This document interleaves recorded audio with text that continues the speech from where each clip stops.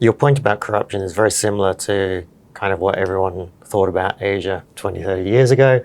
And of course, again, it comes down to if you know people on the ground and the value of creating a chamber type concept is all about that.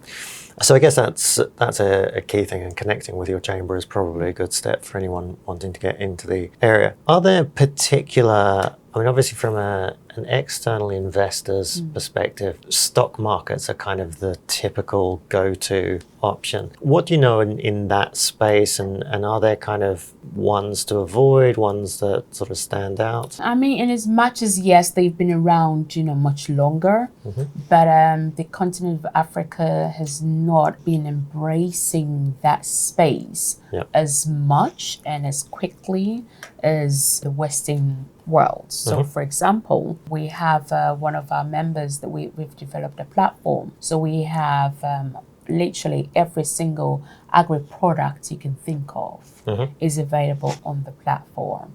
Now these are, successful enterprises, successful startups. Some are actually scale-ups, but their understanding of the stock market is like, no, I don't want to, because it's too volatile. And I think Africa is still young, if you will, to almost convince our governments to actually put more attention, more focus, and develop the structure in terms of even, the Africa stock market, stock exchange, for example. There are some in some countries, but you need buy-in.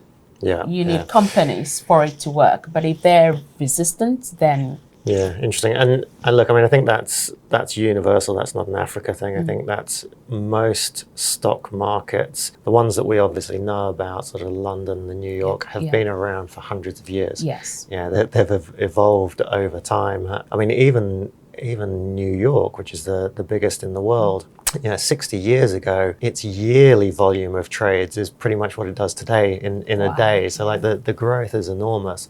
So I think that there's some really interesting things about that, but you're right that they're probably not as mature and easy to get into and out of as typical traditional markets. And lack of, expert understanding as well.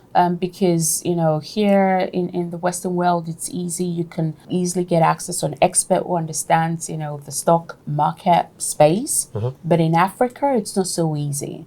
So I think we would need an input, if you will, from an expert like yourself, engaging with government, engaging with the right corporations, engaging even with investors, as well as the companies, the startups,